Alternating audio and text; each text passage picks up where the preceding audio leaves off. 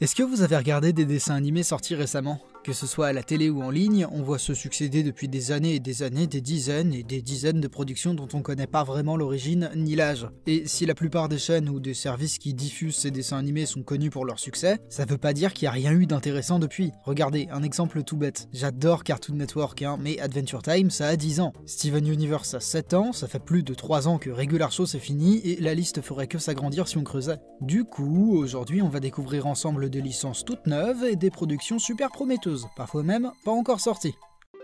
The Owl House. Classique parmi les classiques. On commence directement par une production Disney. The Owl House, littéralement la maison aux chouettes, est un dessin animé diffusé depuis janvier 2020 sur Disney Channel. C'est l'histoire de Luz, une adolescente humaine transportée dans un monde magique dans lequel elle deviendra une apprentie sorcière, sous la tutelle de Eda, une sorcière un petit peu inhabituelle. The Owl House est la toute première série créée par Dana Terrace, une artiste qu'on avait connue avant ça pour des storyboards de Gravity Falls et la réalisation de quelques épisodes du reboot de la bande à Picsou de 2017, toujours pour Disney Channel. Un reboot tout spécialement bon au fait, avec David Tennant en Picsou là. Mais je digresse. Ce qui est très intéressant avec The Owl House, c'est son univers très onirique. Bon, déjà, toute l'histoire repose dessus, mais visuellement, c'est quelque chose qui a à la fois l'air très nouveau et très familier. On sent bien l'influence visuelle de Gravity Falls sur le projet, il suffit de regarder le staff et de comparer les deux dessins animés pour se rendre compte. Le petit secret caché qui fait plaisir, c'est l'attention toute particulière au layout et au design des décors, qui sont incroyablement détaillés et vraiment magnifiques pour le coup. D'ailleurs, on notera le grand retour de Steven Sugar au rôle de lead background designer.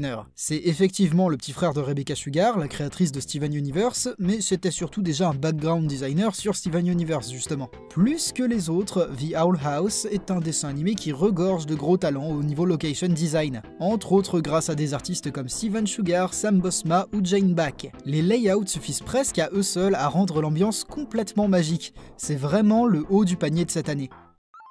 The Midnight Gospel. Alors, dans un registre complètement différent, The Midnight Gospel, le nouveau dessin animé de Pendleton Ward, créateur d'Adventure Time. Une série prévue pour Netflix pour une audience plutôt mature. Fuck.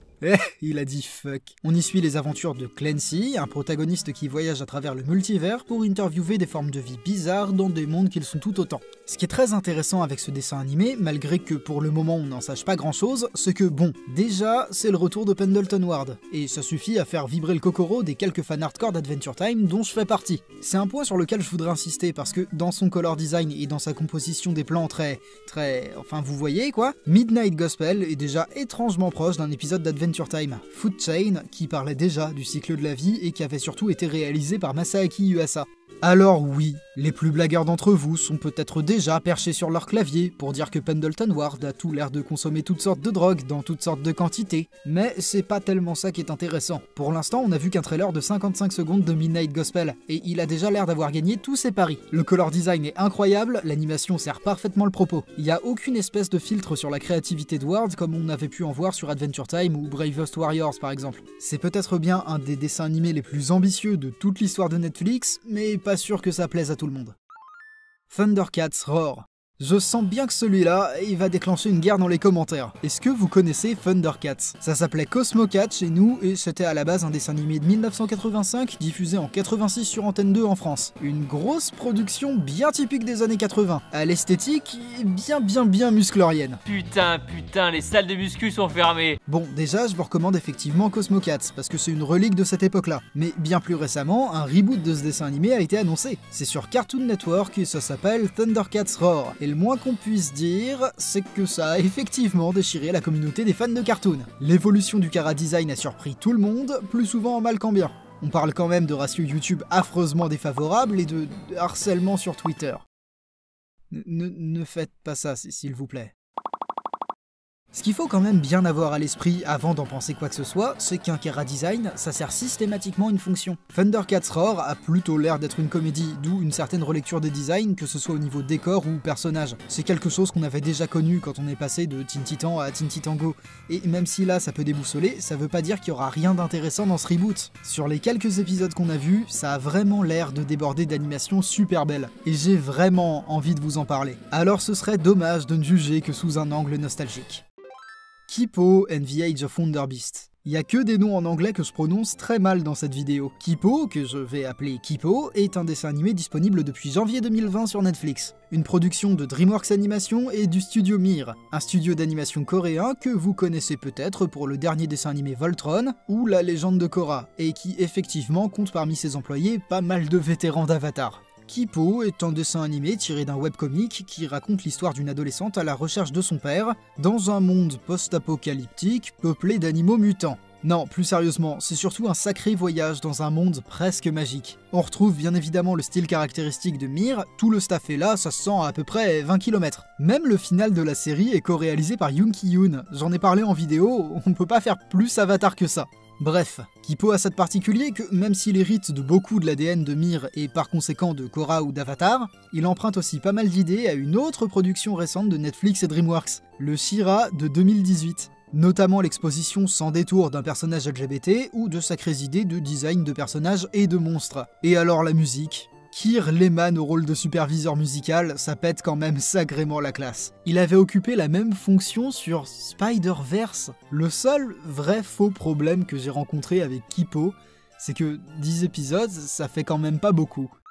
Abraka. Pour celui-là, j'avoue que je triche un peu. Abraka est un dessin animé d'Ankama, Mad Lab, Planète Nemo et Belle Vision, diffusé depuis février 2020 sur France 3, mais disponible depuis décembre 2019 sur Oku, la plateforme en ligne de France 3. On y suit les aventures d'Abraka, une apprentie magicienne qui arrive dans le monde réel et qui se lie d'amitié avec Firmin, un garçon ordinaire plutôt porté sur les jeux vidéo. Chaque épisode est une relecture d'un conte classique et contient une vraie leçon de vie.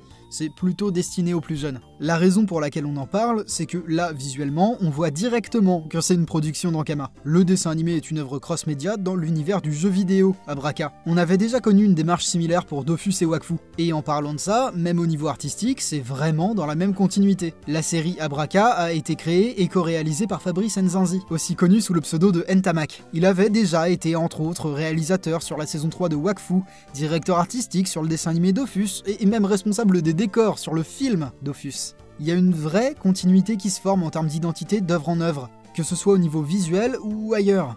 Du coup, autant vous dire que c'est une production construite sur quelque chose de vraiment solide et de vraiment beau. C'est selon moi le tout meilleur de la programmation actuelle de France 3, comme Wakfu et Dofus ont pu l'être à leur époque. En 2008 et en 2013. Ouais, Wakfu a 12 ans. Et puis, tant qu'on parle de continuité, j'aimerais quand même dire que s'il y a quelqu'un qui travaille sur le projet et qui passe par là, on attend vraiment Princesse Dragon. Si c'est dans la même veine artistique, on est tous turbo chauds. Avec tout ça, je ne saurais que trop vous inviter à vous pencher sur n'importe lequel de ces dessins animés, pour peu que ça vous intéresse. Je ne saurais aussi que trop vous inviter à vous abonner à la chaîne et à partager vos nouveautés à vous en commentaire. Vous pourriez très bien faire regarder quelque chose à quelqu'un et rien que ça, ce serait déjà super. J'en profite au passage pour dire que j'ai un Tipeee disponible dans la description. N'hésitez pas à y jeter un œil si vous souhaitez me soutenir. J'en parle pour la première fois ici, mais je travaille aussi sur une BD tirée de mon let's play de Pokémon Donjon Mystère Explorateur du Ciel, brillamment dessinée par Cat Kendall. C'est assez largement parodique et c'est visionnable gratuitement sur Manga Draft. J'ai mis le lien dans la description si jamais ça vous intéresse. Il ne me reste plus qu'à vous dire que c'était la vidéo du confinement enregistrée avec les moyens du bord. Bisous tout doux.